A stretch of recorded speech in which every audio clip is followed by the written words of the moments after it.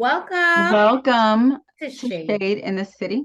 I'm your girl, Treese. It's Nels. And today we are jumping into our review. It is 90 Day Fiancé, The Other Way, Season 5, Episode 17. Big Bang Theory. No, I know the name. Oh. I'm giving TLC a look right now. You see the raised eyebrow? This is the raised eyebrow. I got to turn my head so you But yeah, TLC, y'all can chill out. I love the 45 minutes. I told y'all that. Y'all can take the 90 Day Fiancé back. Y'all can do that with them. Okay? We would take it. Okay? Girl, no, they ain't gonna make more episodes. Clearly. But anyway, so welcome Shade Squad and welcome to all of our new viewers. If you haven't already, please, please, please make sure you hit that like button. And that subscribe button.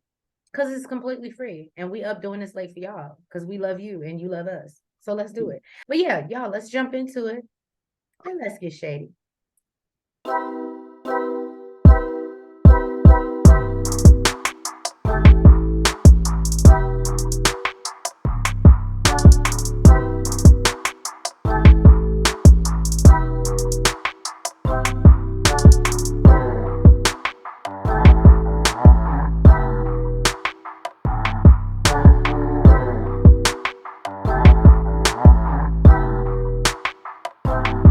I pick a word. Entitled. Entitled. Chanel says entitled is the word for this episode. So I will find you that definition when we get back. So TJ and Kim. Kim's parents are on their way back to America. She's worried about how she'll be treated by the family now that they're not going to be there to guard her. TJ says his goodbyes and gives her time alone with her parents. Her father stresses that she needs to be respectful. Okay. You need to also show respect. And that hopefully, she'll get that back. She's really concerned about living with Yash and thinks that he was just, faking it for the moment, which I told y'all. So were you. Right. Oh, it's going to happen. It's coming. So basically Kim has been up for the last 24 hours and has to do another ritual welcoming her into the home before she can go in. She then is introduced to the kitchen for the first time, meaning she can now perform her wifely duties. So TJ lets her know that she has a ring ritual, and then she needs to cook, but he'll let her sleep for now. And I said, "That's God damn, the assignments. You ain't no honeymoon period." That's why I would just want to attend as a guest. I don't want to be a part of it. Right. So Kimberly passes out as soon as she sees the bed. TJ can't sleep with her because he has another ceremony to go to at the temple before he can actually consummate the marriage. Well, apparently even sleep in a bed. Right. And he lets her know that she's going to be in charge of leading the household, and basically she has a lot to learn. So, are you done? We ready to get into it? Mm-hmm. Go ahead. This is the good one. That's the good one. We talking about Danielle Yohan. We ain't gonna call it. The word ain't soft life. No, this is entitled. Is good. This is entitled. So this thieving ass man, not thieving, okay, who swears that he pays so many bills, has been secretly stealing money off Danielle's card. Can I pay your electricity bill? Can I pay your auto? That's exactly what he wants. Hell yeah. Hell yeah. Hell yeah. So she noticed that she had a $40 withdrawal on her account. And as she went and looked further, she noticed this happened multiple times. And she knows she ain't been to the bank. Okay, so she hit up Yohan. Hey, honey, did you take some money off my account? He said, nah, I don't know who that was. Me. It wasn't me. It wasn't. So she's like, okay, well, let me, you know what? I'm going to have to contact the bank and get the video of who the hell was using my card at the ATM. Then he wants to admit. Oh, is that when he did it? I thought she actually had to go to the bank to get the proof. No, when she said it over the phone, then he admitted, yeah, I did it. And what? It was me. Super unapologetic. She said he was a complete asshole. Okay, so of course they got into it because his entitled ass felt like he was entitled to just pick up her card and go to the damn ATM and use it. Okay, so basically, she told him that he needed to leave. He said, I ain't going nowhere. Okay. So he told production that they're married. What's hers is mine, and what's mine is hers. Okay. So he don't believe in stealing in marriage. He said, I know you want me to leave, but I ain't I don't going right understand now. if that's the case, why did you feel the need to lie? Why didn't you communicate in this marriage? Well, my thing is, if you feel you're entitled to it, why wouldn't you just say that you're taking it? Why would you need to not? That's my point. Because it's definitely giving stealing. It's definitely giving theft. Okay. Yeah. To Nels's point, entitled, this is the word for the episode, sorry. It is believing oneself to be inherently deserving of privileges or special treatment. Entitled. I think I picked a good word. Yeah, you did a good job. You get good with this. This is my thing, but it's becoming your thing. I like that. You're so silly. So basically, now this lady is talking about whether she should go back to New York or stay there. She don't know if she want to work it out with this grown-ass boy. No. So Danielle decides to sit down and try to have a grown folk conversation with this man, this big ass baby sitting in front of her. And then she goes into why she's upset. Okay. She literally laid out on the table everything and why she was upset about him being dishonest, how she couldn't trust him, how honesty is important in marriage. Okay.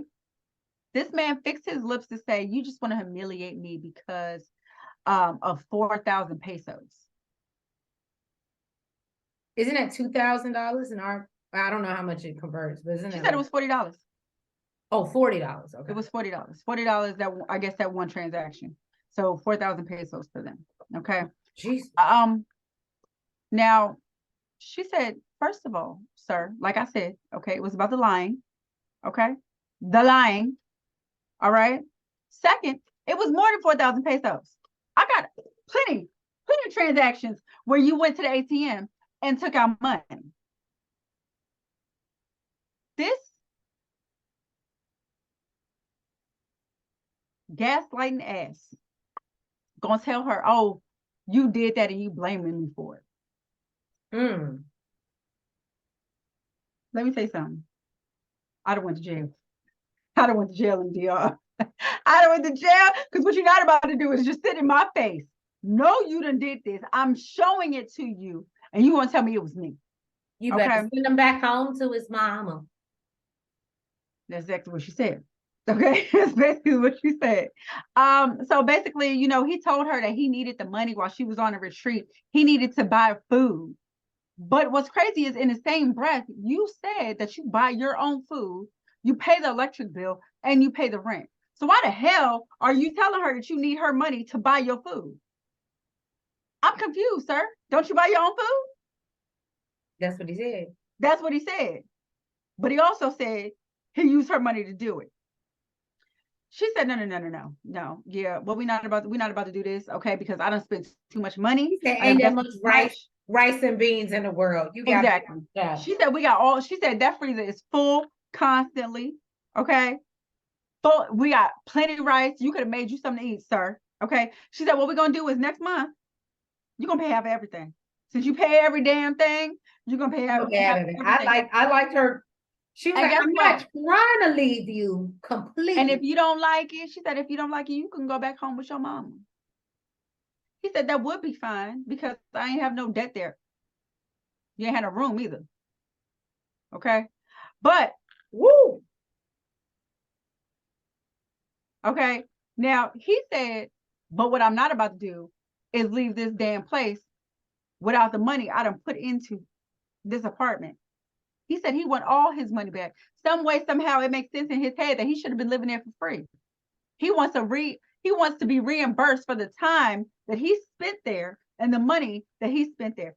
She said, no, sir. That does. I would love for him to come to America and tell a landlord, I want my money back for the time that I stayed here.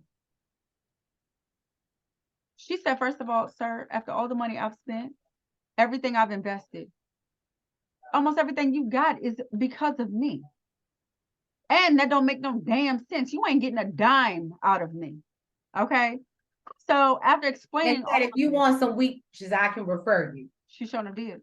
So after explaining all of this, you know, he basically had the nerve to call her selfish. Okay. Because he wants to live there for free. He wants to live for free, which he explicitly explained. Okay.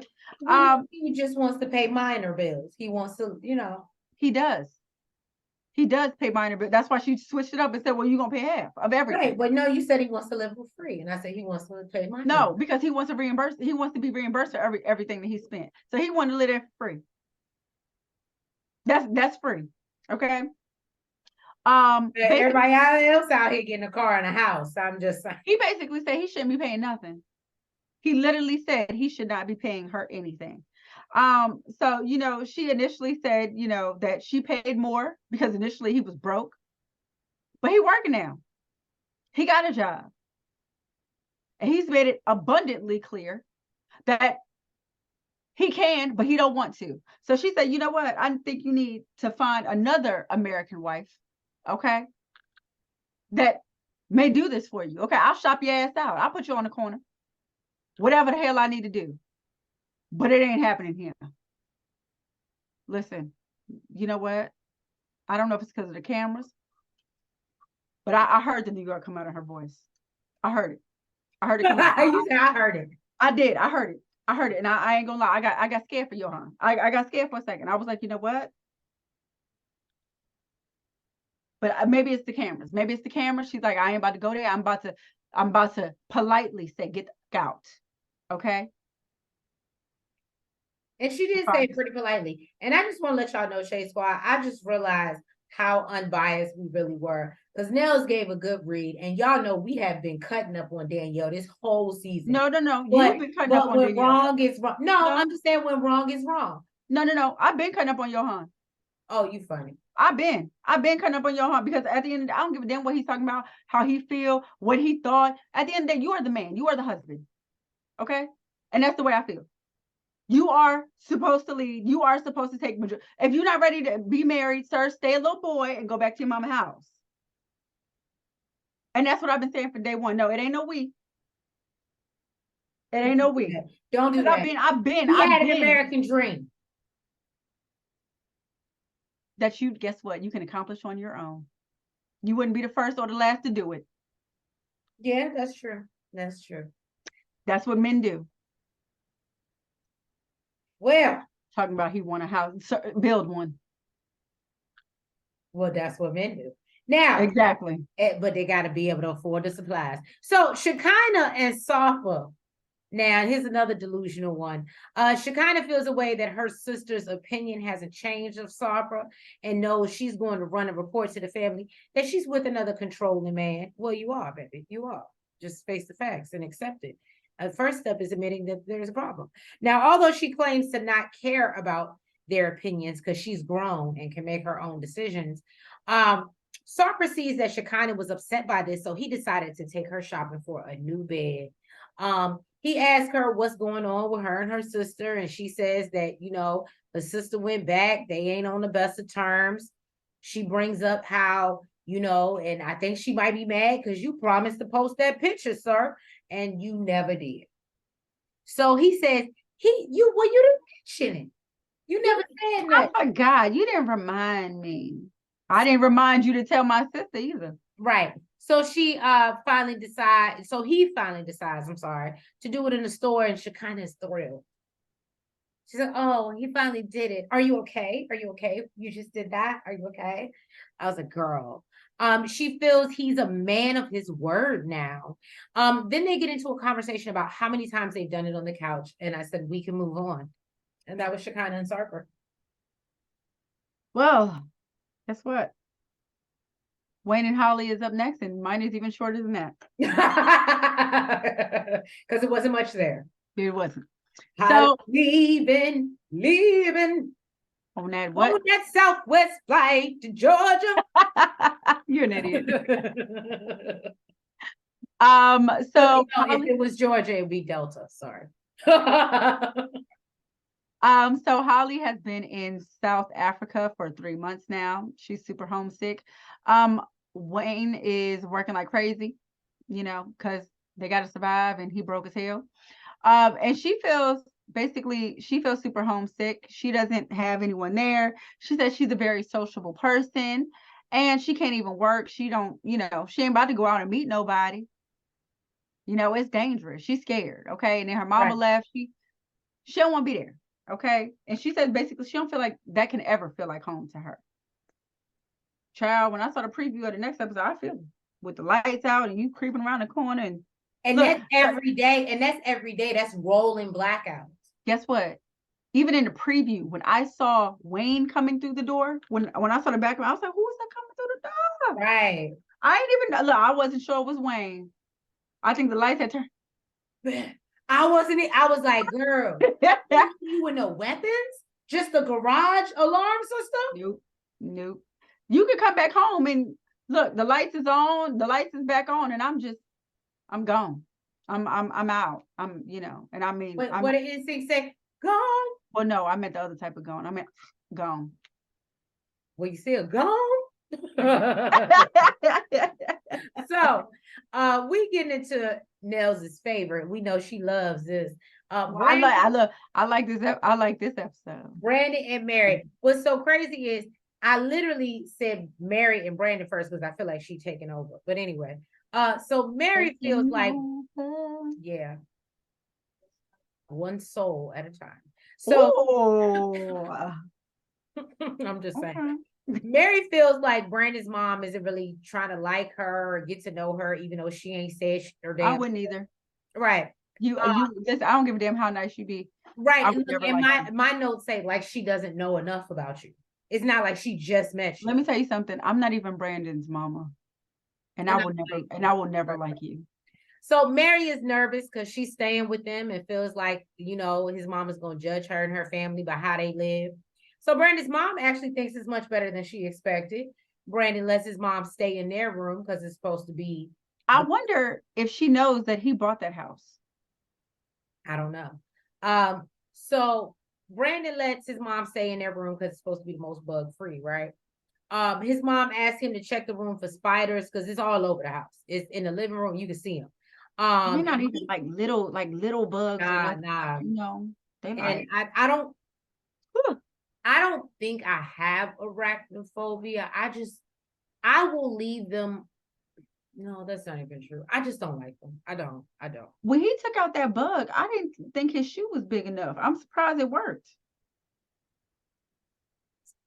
Them bugs is big for real. And then they sitting up there laughing like, ha, ha, ha, ha, ha. If that was me, this American lady scared. Guess what? We would all be scared. Look, let me tell you something. And I don't even know if it would have worked on that.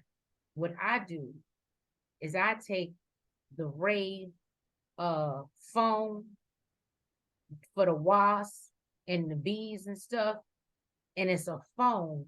And if you spray it on the spider, you suffocate them.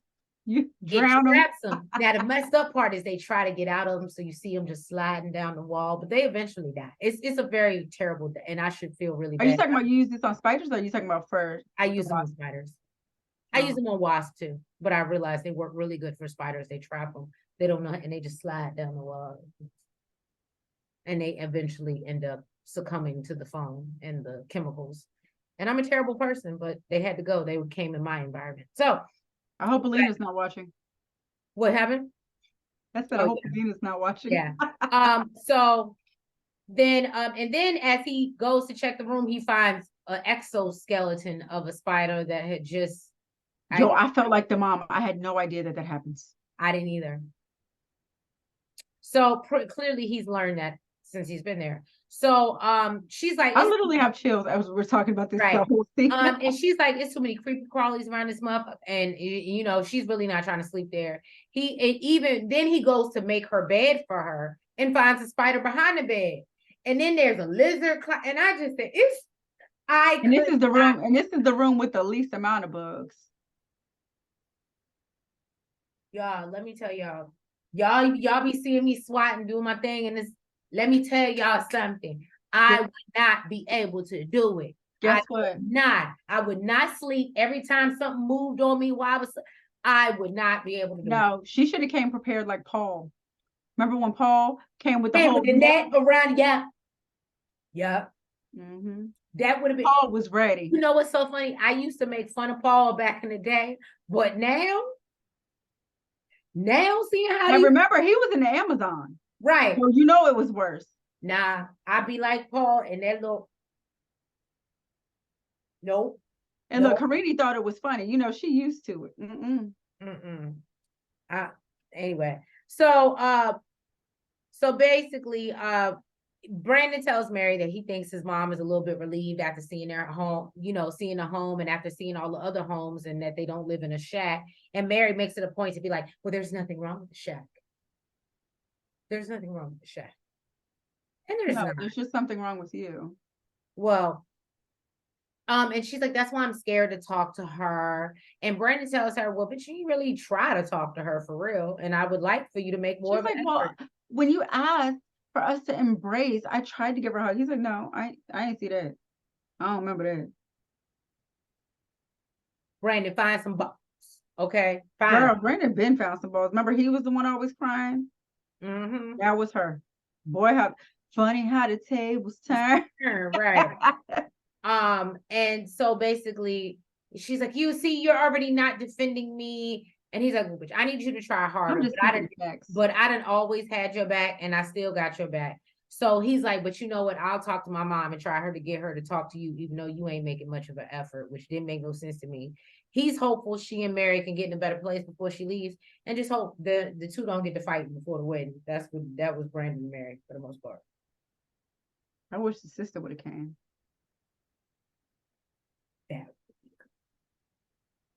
That sister would have. TLC would have turned into Jerry Springer. All right.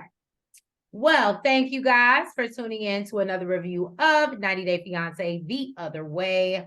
If you have not already, please make sure that you hit that like button. You comment. You subscribe. And you hit the notification bell. And make sure you're following us on all the platforms, the TikTok and the Twitter and the Facebook and IG. And yeah, make sure, because y'all know we are coming back. Sunday comes Real Housewives of Potomac. So we will be back starting the new season. So make sure y'all check that out as well when we drop it. But we appreciate all the love and support, and we will catch you next week. Have a good night. Bye-bye. Good night.